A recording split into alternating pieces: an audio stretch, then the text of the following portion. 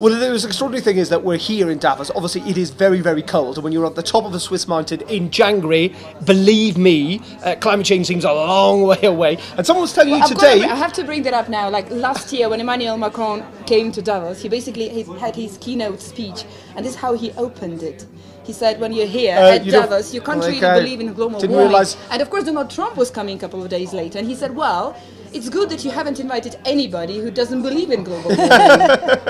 But someone was telling you today how not to, what was it, slip in the snow? That's right. So I was speaking to Bertrand Piccard. So Bertrand Piccard is probably one of the best known explorers now. He's the guy who flew around the world with no fear and no fuel in the Solar Impulse plane. And so he's such an engaging figure. And as we were chatting, he was saying to me, you know, when you walk on the snow, you've got to make sure that you just slightly twist your foot so you don't slip over. So we did actually try this, but I kind of looked like I was doing some bad 70s dance move. But we have to try it all together. That's what we have to do. It is amazing also who you bump into. I saw Matt Damon today. He's talking about water sustainability. You know, there are a whole range of characters here at Davos. In saying that, we should talk about Brazil and you know, the new president coming to make his address. How do you think it went down? Because, as I said, in some ways, you know, he's the populist that Davos really should dislike. But ultimately, for business people, he may well make Brazil a better business proposition. Well, that's exactly right. And it did make me think of Donald Trump last year, because we were all wondering, how's Donald Trump going to go down? And I think he went down pretty well. And so I think, you know, Jair Bolsonaro made some of the right noises. He did say, you know, if we're looking at economic growth, we've also got to look at sustainability as well. So, you know, whether that actually is going to be an issue he does follow through with is a different question, but he was making. What did you think of it? Yeah, I think again, he touched the right nerve about opening up Brazil, relaxing taxation and regulation, tackling corruption, which is a big issue. But I just fear, which audience is he talking to? Well, obviously he is talking to international investors, but this is something that, you know, over a couple of years with everything that's been happening around the world, with the populism around the world, international investors are not so trustful anymore. They're not going to trust a keynote speech even on the big day of the opening of Davos. They will wait and they will see and they will want to actions. They don't want just a speech. It will take them a couple of months to figure out whether exactly that's what's going to happen. But he was very keen. Sorry, he was very keen to say that Brazil was the safe country to invest in, and that, you know, this was the place people should be going. Where, one word, or what was your favourite bit of today? Favourite bit? Apart from your pizza. That's not easy. Well, we had a ride on a bus with Isabel today where we met lots of young leaders, and that was really insightful. And also I had a chat today with Davos co-chairs. All of them are millennials, and one of them, I had talked with her. It's her first year at Davos, and she's co-chairing on her first year at Davos. Yeah, and there's an extraordinary range of people, including, as we say, those young people. That's it for now. The conversation is going to carry on, so stay tuned on Facebook, on the Euronews English page. Meanwhile, I'm going to try and grab a slice of pizza. Thanks for watching. See you tomorrow.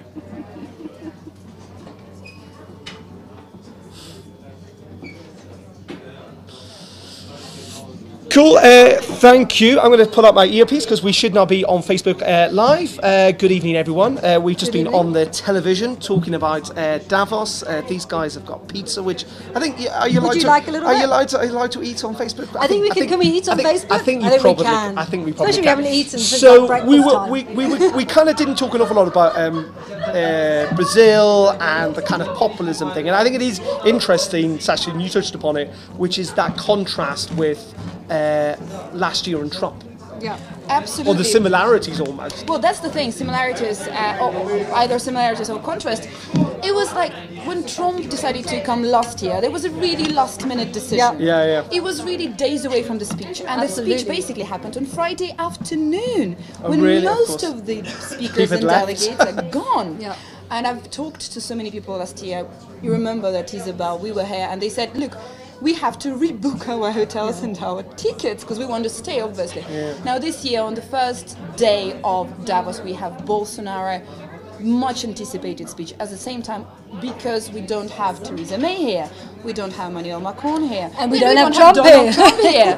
So obviously there has been more attention also because of this. Yeah, and on the new people, and it's not just Bolsonaro, but also, like, for example, the New Zealand Prime Minister, Jacinda Ardern. By the way, please get in touch. Yes. Write on the Facebook page.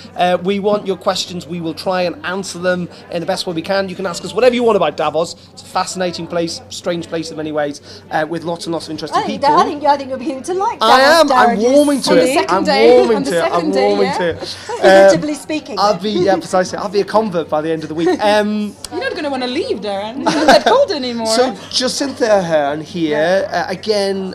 This new kind of leader, but female leader on the world stage, and seems to be driving some of the debate this year, particularly about isolationism. But also I think in terms, she's certainly driving the debate in terms of isolationism. But I think also rewriting how politics is done. Yeah. I think the day that she brought her baby into the kind of the UN, was one of those really kind of seminal moments in terms of politics. It made her very human, and I think that's what she brings to politics, and that's what's been, in my opinion, missing a lot. And when she comes and speaks about climate change, I think people are going to really listen, especially because New Zealand, and I'm a little biased here, but is an absolutely wonderful country. My husband's from New Zealand, so I do think that she is new. She's a fresh face, and people are really interested in what she has to say.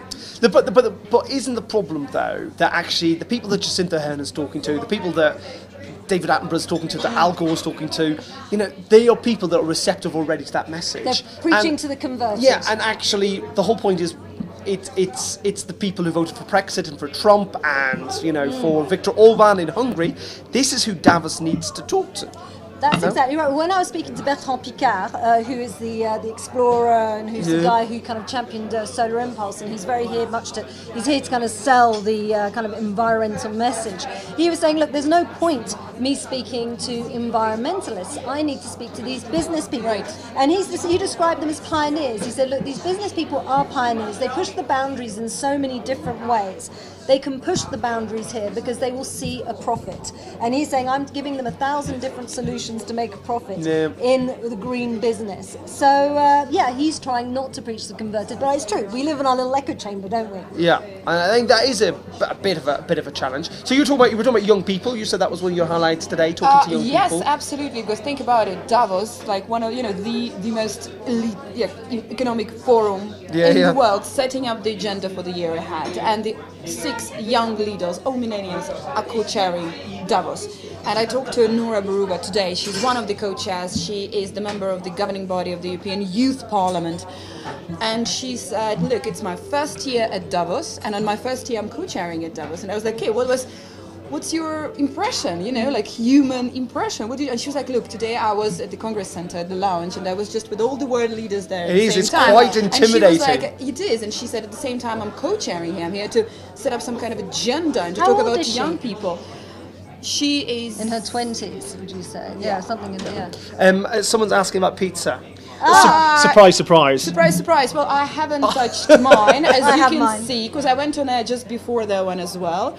It's not, we actually going live. I did live there and I came back here. Isabel. I'm having a quattro stagioni, but without ham because I'm vegetarian, so I'm doing my bit for the environment. And it was actually very delicious, I have to say. And we're eating in the Alta Post restaurant, which is in Davos, and they've been extremely kind to us, kind of putting up with us as we do our Facebook Lives and our TV segments every evening, and their food is absolutely delicious. Last night we had fondue, if you're interested in what we had for dinner. Okay, so what we've had so far, we've had slowing economic growth yesterday and inequality. Today we've had the environment, and we've had essentially a touch of populism.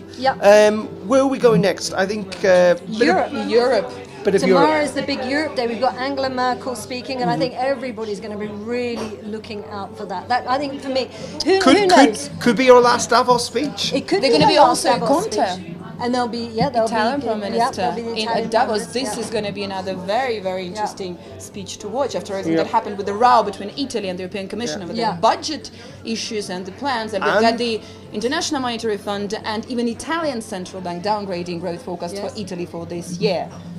That's going to be very interesting to watch. No, and the growing row between France and Italy at the moment over migration. And we've also got not Theresa May, it must be said. She is busy clearly with Brexit, but some of the ministers are here. I think the Chancellor of the Exchequer, Philip Hammond's here, and the Trade Secretary. So Brexit will undoubtedly come up. Yeah, well, as it does seemingly everywhere. There's a big poster. I don't know if you've seen the big poster by the Belvedere, which is kind of saying Britain is open for free trade. And many would say trade is great. Apart from free trade with their biggest neighbouring partner, but that's what some people would and on Brexit, I talked today to Maurice Lévy, who is of course CEO of Publicis Group, huge multinational but French-based and French-born group, and I asked him whether Paris could replace London as a new tech hub in Europe, and he said, he definitely hopes so, of course, because the company is so French at the origin, and he said that they're doing their best.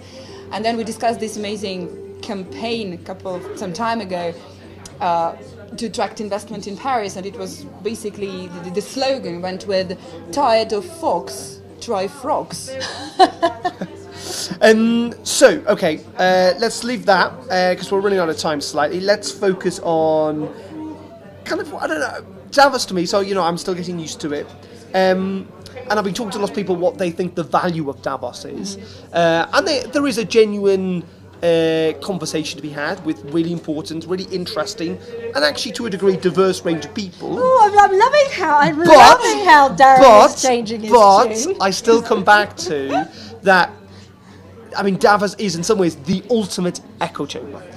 It is the ultimate echo chamber, but then is it if you have someone like Bolsonaro speaking? That's the thing. And he is, and I think... But are people here listening to it? Well, they are listening to him, don't you think? But but then they're showing us how the world works in some respects, because there's a lot of investors who are extremely interested in Bolsonaro, and I would say probably that's the largest economy in Latin America. Yeah, he's in charge. Yeah, he's in charge of the largest economy in Latin America. Yeah, eighth the largest in the world we're looking at today. Yeah, so he's a big fish, and it's I think people are listening, but they're listening with their own interests. What would you say to this echo chamber thing? Well, certainly it is, but it's also a very, very unique experience here. And you still have this amazing mixture. You have Bolsonaro speaking today, then you have Europe in focus here in Davos. Yeah. Extremely important also with Angela Merkel here. Of course, she's coming almost every year to Davos, but obviously we know that she's gonna basically living her legacy. She's working on her legacy already at the same time. Well, she has to. She has to. So, which means that this is something that we're going to be looking at her speech at the same time. I'm extremely anticipating so much this speech by Conte, because it's something I'm going to be really looking forward to hearing. Italy, the third largest economy in the Eurozone, right in the middle, and just a couple of months before the European election. What do you think Merkel's going to say then? I don't know. I mean, I think she'll still bang on the same drum, which is, making a case for a pretty liberal but liberalised European Union. But it's going to be interesting. As you say, we've got Angela Merkel tomorrow, we've got the Italian Prime Minister, Giuseppe Conte, and who else? We've got anyone else interesting talking tomorrow? What are you looking forward to tomorrow? We'll have an interest. I'm looking forward. I'm actually interviewing Liam Fox, the UK Trade Secretary. It's going to be interesting because he and the UK government have so far failed to sign up the deals that will continue on UK trade with other countries the EU currently have trade deals with. So it's going to be interesting. We are coming and running out of time now. Please do feel free to carry on. Please tweet us. Any more questions you have? What's your Twitter handle? Twitter handle is Isabel Kumar, actually. It's quite simple. And Sasha? And mine is Sasha Vakulina. Yours is a bit more complicated. Darren Euronews or something? At Darren Euronews. So do drop us a line if you've got any more questions. We'll be back at the same time tomorrow night. This pizza is definitely getting cold, though sometimes cold pizza is actually the best. But thanks for watching. We'll see you again tomorrow. Don't forget, do stay in touch. Feel free to tweet us anytime. Thanks a lot. Bye-bye. And good night. And now I'm going to eat my pizza, if you're still with us. Darren, would you like a slice? Even if you're still on Facebook Live, the time has come.